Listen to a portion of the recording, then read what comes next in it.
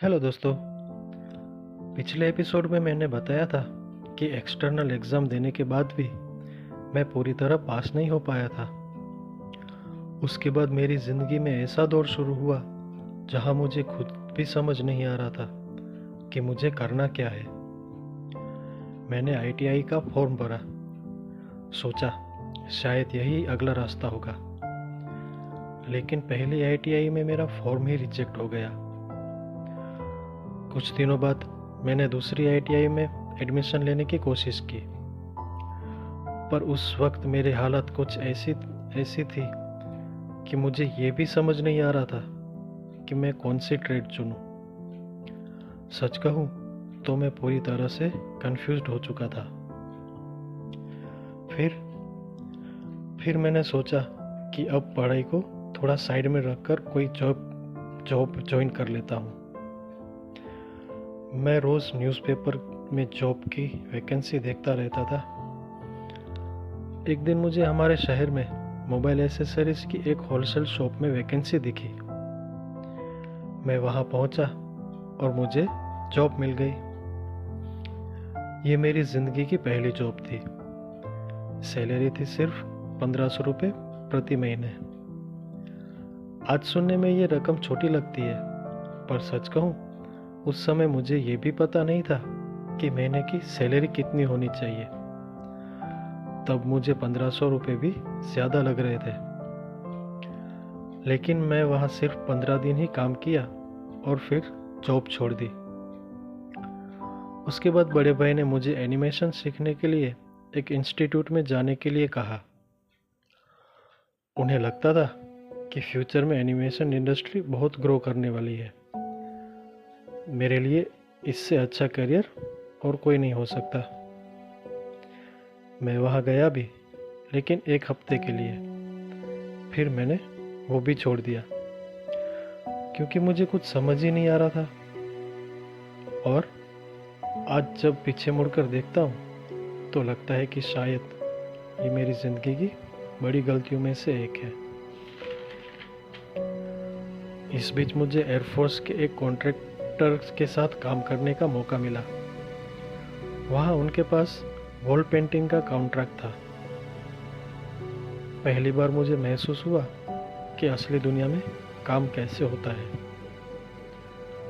पहले दिन रनवे के पास काम कर रहे थे और अचानक से मेरे सामने एयर इंडिया का एकदम बड़ा प्लेन लैंड हुआ और मैं तो बस देखता ही रह गया। पहली बार लाइफ में ऐसा नज़ारा देख रहा था। वहाँ काम करते करते मैंने बहुत कुछ सीखा जो मुझे आज तक काम आ रहा है। फिर कुछ महीने गुजरे और मैंने फिर से काम चेंज कर लिया। अब इस बार मैं स्क्रीन प्रिंटिंग का काम कर रहा था।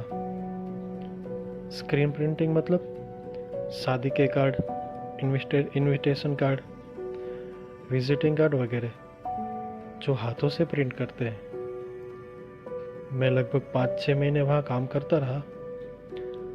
कई बार सिटी से 60-80 किलोमीटर दूर कंपनियों में काम करने के लिए जाना पड़ता था। सुबह सुबह जल्दी बाइक लेके निकलना, गांव के बीच से गुजरना, खेतों के नज़ारे देखते हुए। आज भी वो दिन मुझे याद है। और सबसे मज़ेदार बात यह थी कि मेरे साथ जो काम करने चलते थे उन्हें बाइक चलानी ही नहीं आती थी। इसलिए आने जाने दोनों वक्त मुझे ही बाइक चलानी पड़ती थी। और सच कहूँ मुझे उसमें बहुत मज़ा आता था। धीरे धीरे साल निकलता गया।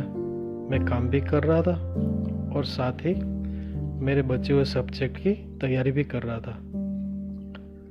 फिर एग्ज़ाम का वक्त आ गया। मैंने एग्ज़ाम दिया और एक बार फिर रिज़ल्ट का इंतज़ार शुरू हुआ। रिज़ल्ट वाले दिन मैं बाइक लेकर काम पर निकल गया। बाइक से गांव और खेतों के रास्ते से निकल रहा था कि अचानक घर से फ़ोन आया। बड़े भाई ने ऑनलाइन रिज़ल्ट चेक किया था। फ़ोन उठाते ही उन्होंने कहा, बधाई हो, तू पास हो गया है। कुछ पल के लिए मुझे यकीन ही नहीं हुआ। जिस सब्जेक्ट में मैं 3 बार फेल हो चुका था, उसी सब्जेक्ट में मुझे इस बार 100 में से 63 मार्क्स मिले थे। उस दिन की खुशी शब्दों में बयान ही नहीं कर सकता। मैं तो खुश था ही, लेकिन घर वाले मुझसे भी ज्यादा खुश थे। कई सालों बाद लग रहा था मैंने एक बहुत ही बड़ा बोझ अपने कंधों से उतार लिया है, और मुझे अब बिल्कुल अंदाजा नहीं था कि 10वीं पास करने के बाद जिंदगी एक नई दिशा लेने वाली थी। अब मैं कहाँ जाने वाला था, क्या करने वाला था, उसके बारे में बात करेंगे अगले वीडियो में।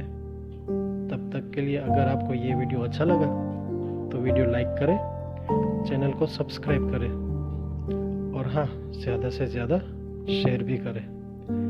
मिलते हैं अगले वीडियो में। Thank you.